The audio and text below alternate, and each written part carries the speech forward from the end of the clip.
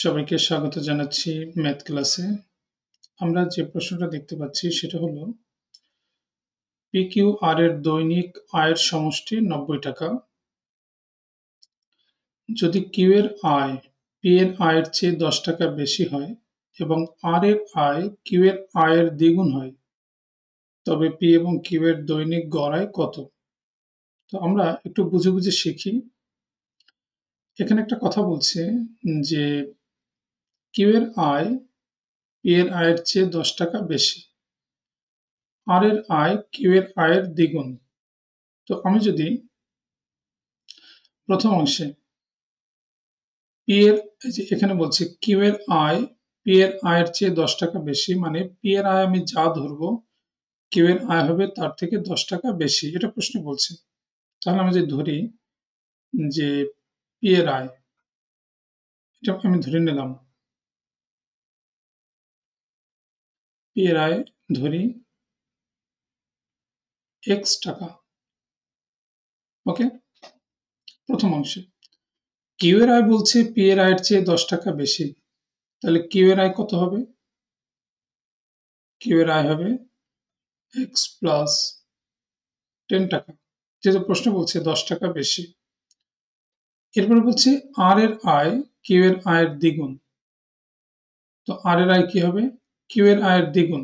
Q এর হচ্ছে X plus 10 টাকা, তাহলে আমি যদি এর সাথে 2 গুণ করি সেটাই হবে R এর আয়, তার মানে 2 into X প্লাস 10, তার মানে কত? 2X প্লাস 10 দুগুণ 20 টাকা। আচ্ছা, তো আমরা তিনজনের আয় পেয়ে গেলাম। P এর আয় হচ্ছে X টাকা, Q এর আয় X প্লাস 10 টাকা, R এর আয় 2X প্লাস 20 টাকা। এখন প্রশ্ন বলছে যে PQR এর দৈনিক আয়ের সমষ্টি 90 টাকা। তিনজনের আয় প্রশ্ন বলেছে মিলে হচ্ছে 90 টাকা। তাহলে অ্যাকর্ডিং টু কোশ্চেন কি বলা যায়? তিনজনের আয় অর্থাৎ x plus 10 plus 2x plus 20, তিনজনের টাকা মিলে মানে যোগ করলাম, সমষ্টি যেহেতু বলছে প্রশ্নে, 90 টাকা মানে ইকুয়াল 90। ওকে, জাস্ট আমরা এটা একটু ক্যালকুলেশন করি। x x 2x আর এই 2x মিলে কত? 4x প্লাস 10 আর 20 মিলে 30 সমান 90। তাহলে 4x সমান 60। তাহলে x সমান কত? 15। আমরা x এর ভ্যালু পেলাম 15। প্রশ্নে জানতে চেয়েছে p এবং q এর দৈনিক গড় আয় কত। তো এদের যদি গড় আয় জানতে চাই, আমাদের ফার্স্টে ওদের আয়টা জানতে হবে, যে p এর ইনকাম কত, q এর ইনকাম কত, এটা আমাদেরকে জানতে হবে। তাহলে p এর আয় কত এটা আমরা একটু বের করি। তাহলে p এর আয়,